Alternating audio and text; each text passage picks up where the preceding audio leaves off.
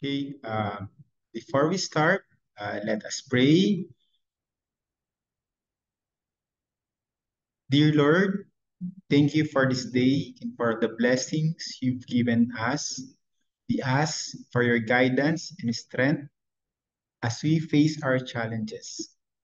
Help us to remain inspired and motivated, trusting in your plan for us. Fill our hearts with peace, love, and hope.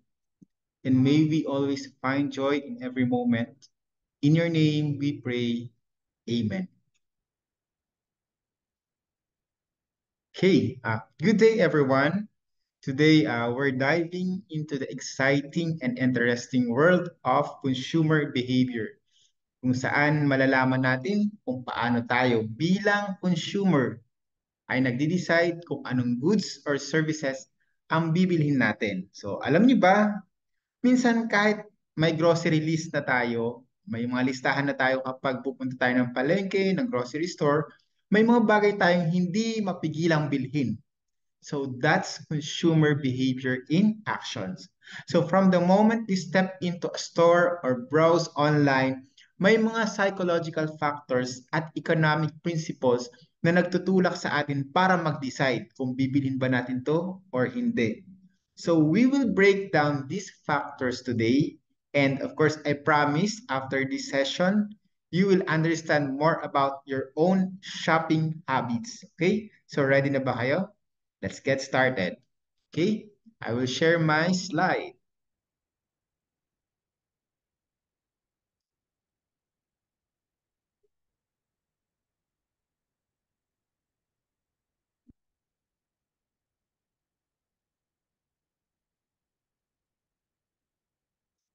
Okay, that's it.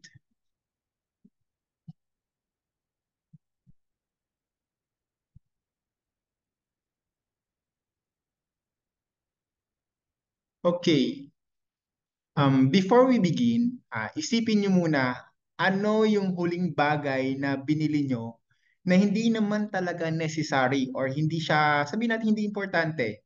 So, after that, after natin maisip, so ano ba ang nagtulak sa inyo para bilhin yon? Okay? So is it the flashy packaging dahil maganda pa yung pagkaka-packaging niya or may tinatawag tayong limited time discount na within within uh within this day dapat ma-avail natin. So or mayroon ba itong freebies na kailangan nating makuha or gusto nating makuha or ma-avail?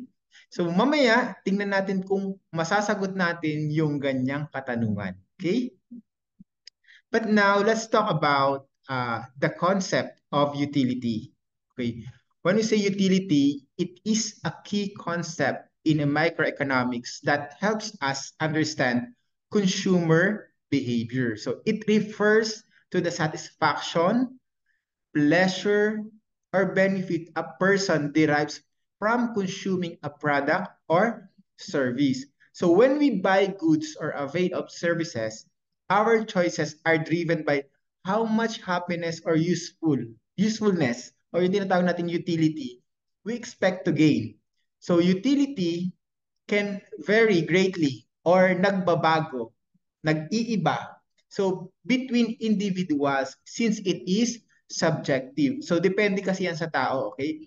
What might bring great satisfaction to one person may bring little or none to others, okay? Baka sa kanya maganda yung product na pagbibili ng damit or ng pantalon.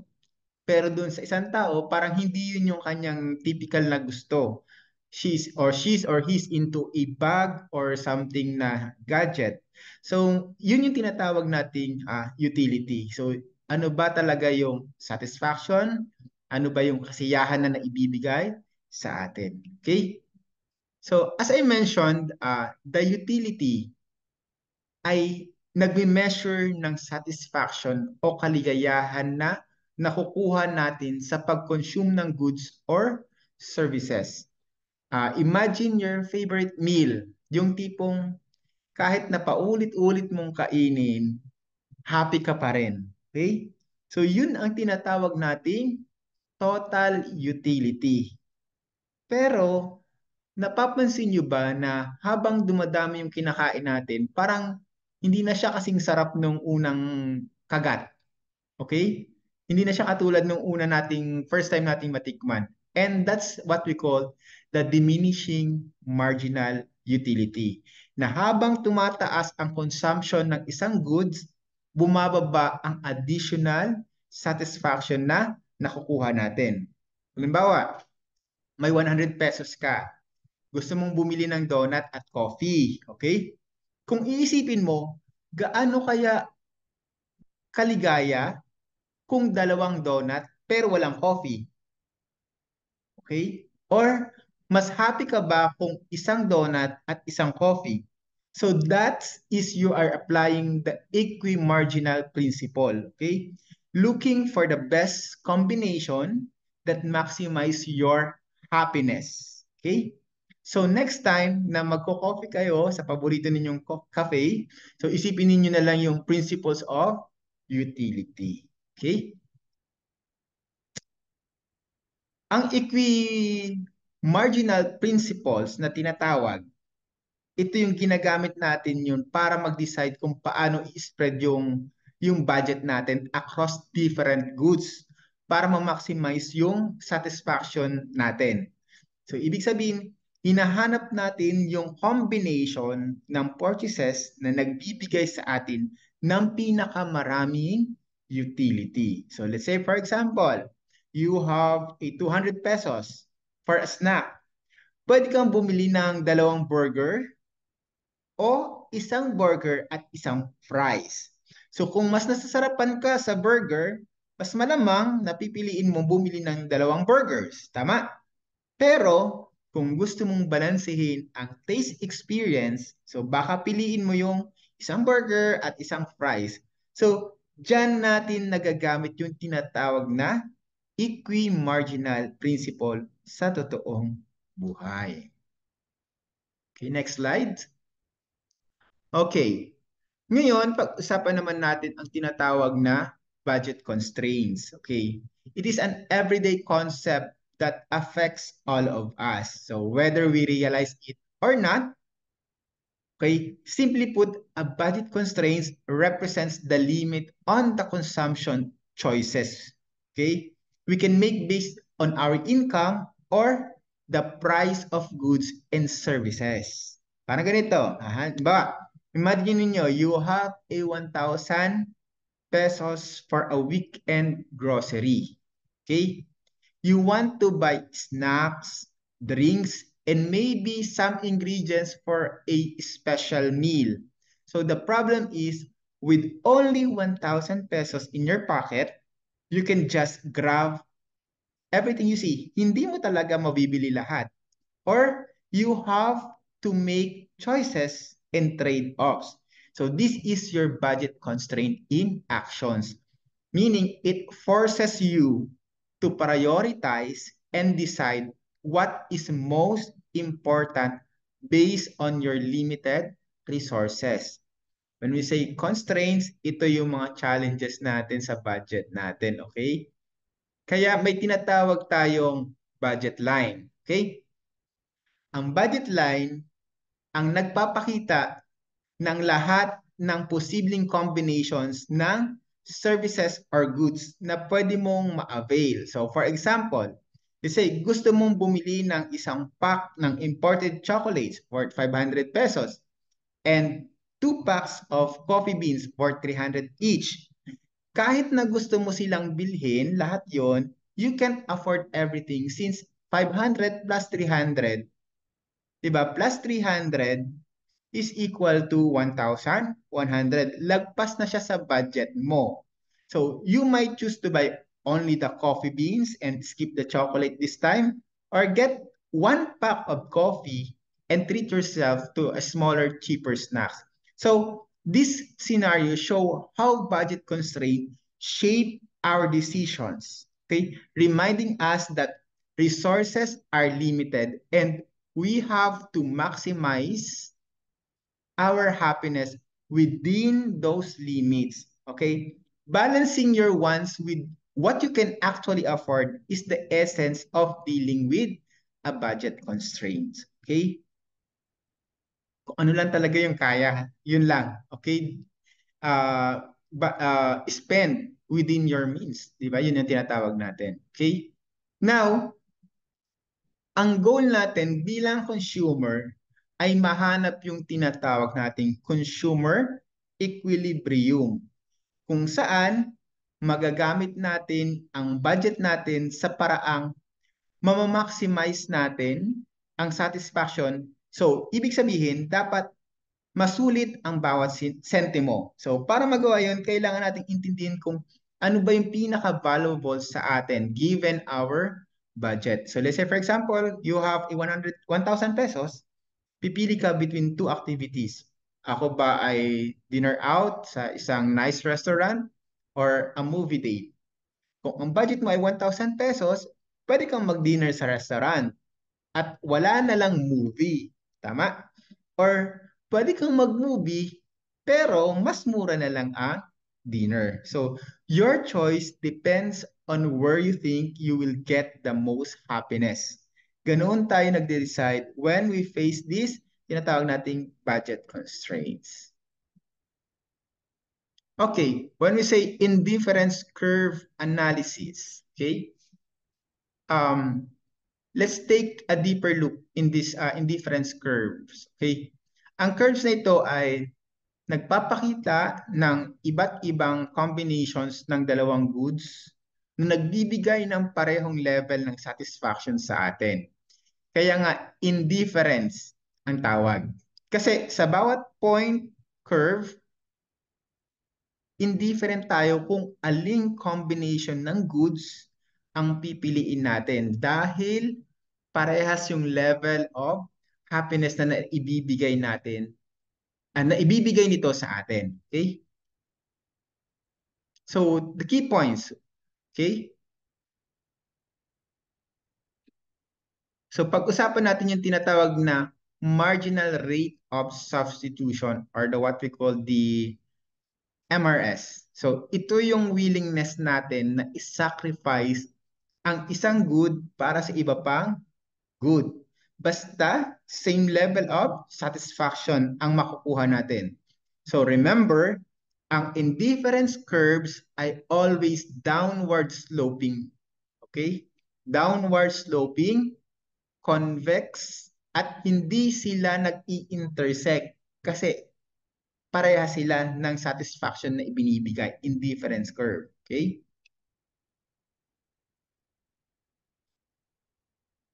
Okay.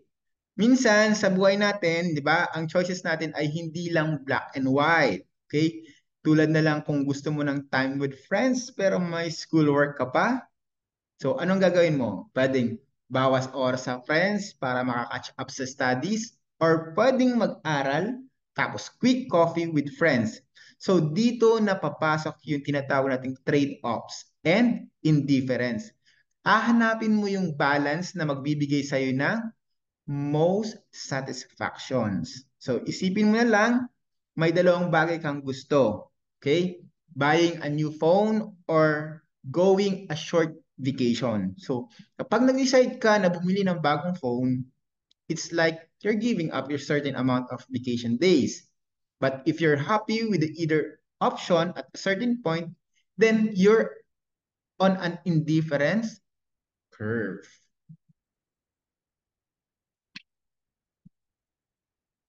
Okay, pag-usapan naman natin ang what we call the income and substitution effect. So, pag nagbago ang presyo ng isang good, so two things happen.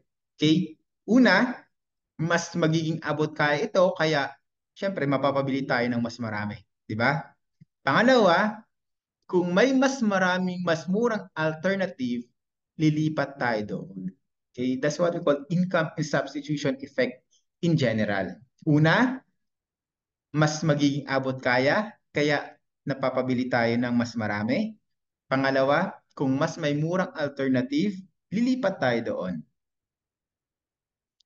Okay, ang income effect ay nagpapakita kung paano nagbabago ang quantity demanded natin. Dahil sa pagbabago ng purchasing power natin. While the substitution effect naman ay kung paano tayo nag-shift sa cheaper alternative kapag tumaas ang presyo ng isang goods. So that's what we call income and substitution effect. So, na-experience nyo na ba na biglang tumaas yung presyo ng paborito nyong snacks or coffee? Okay, dati 100 lang, ngayon 120 na or sabi mo 150. So dati kayang-kaya nyo itong bilhin. Pero nung tumaas na yung presyo, ay medyo napapaisip kayo. May mas mura bang alternative na kasing saya rin o kasing quality rin ng original choice ko? So, dyan gumagana yung tinatawag nating substitution effect. Okay?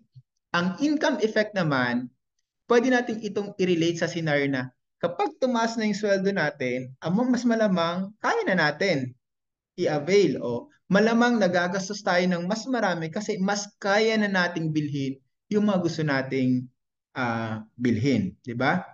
Halimbawa, dati, you buy instant noodles for lunch, pero biglang bumaba ang presyo ng canned tuna. Okay? Baka mapaisip ka, baka mas masustansya ang tuna at mas mura pa.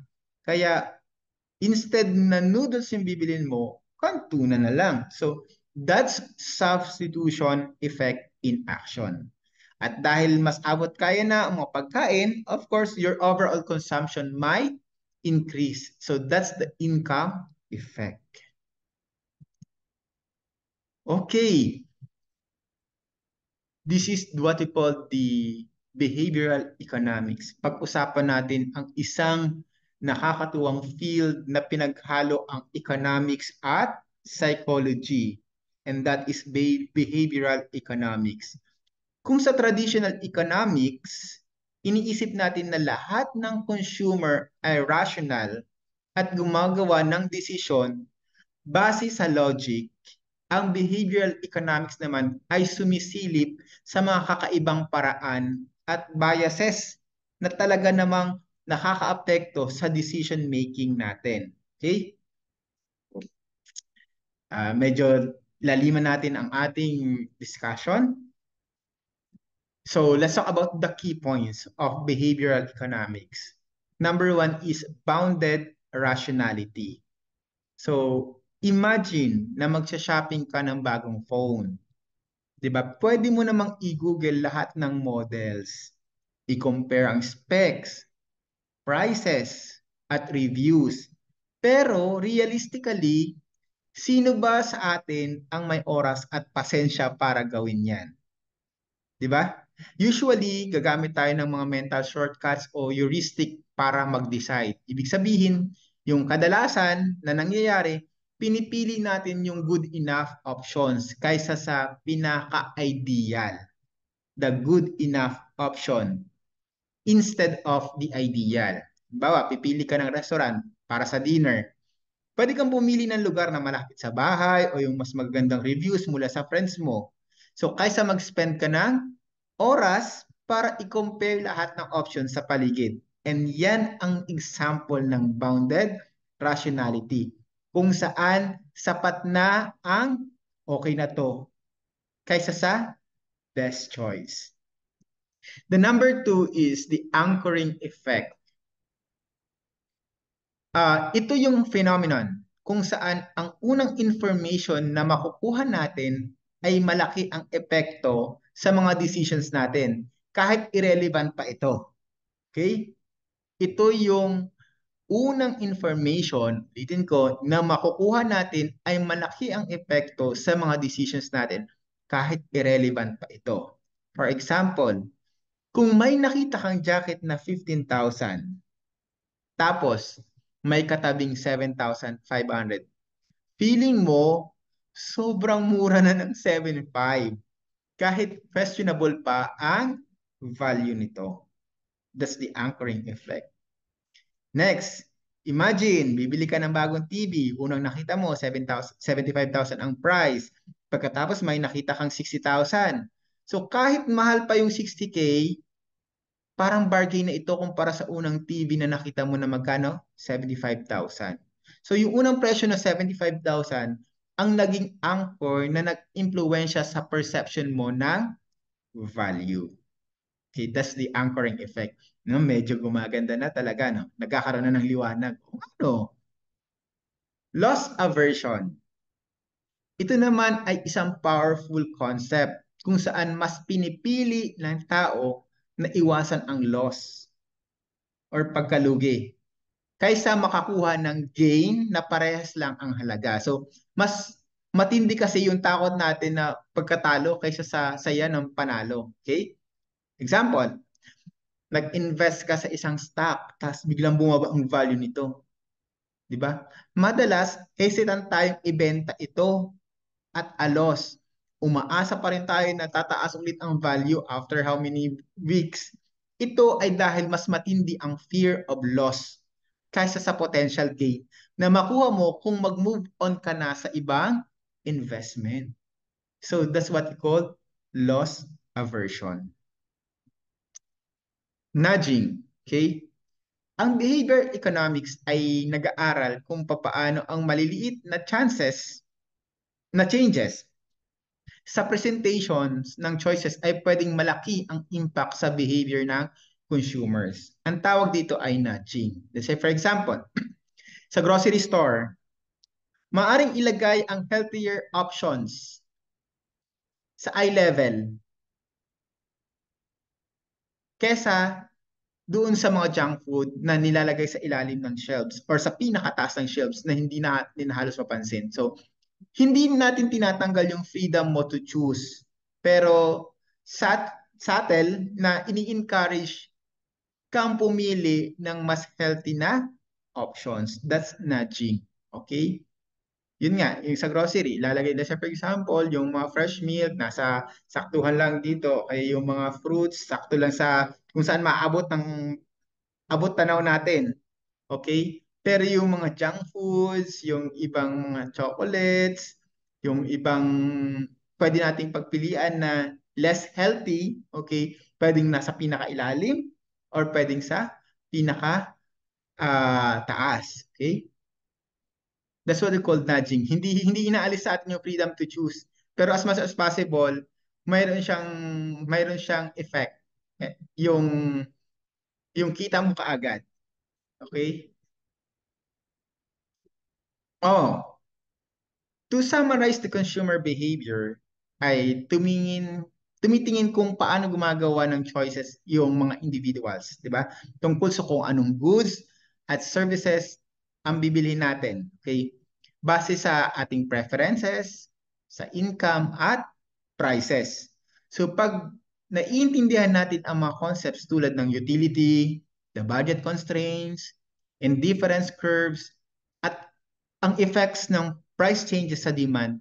So mas ma-explain natin ito kung paano ina-allocate ng consumers ang kanilang resources para ma-maximize ang satisfaction nila.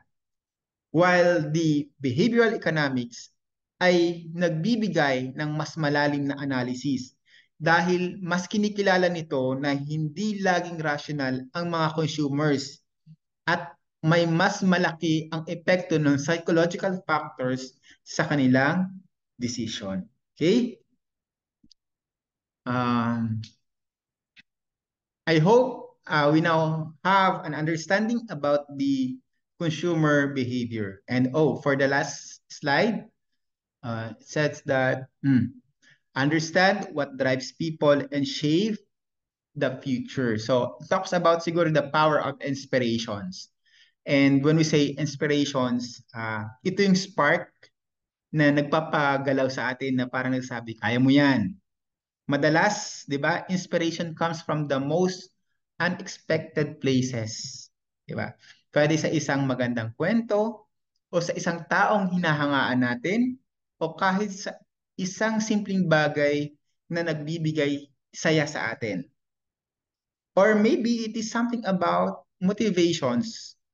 When we say motivations, it is the fuel to keep going. Okay? Kung ang inspiration ay spark, motivations is the fuel. Inspirations is just the beginning. Kailangan natin ng motivations para manatili tayong on track.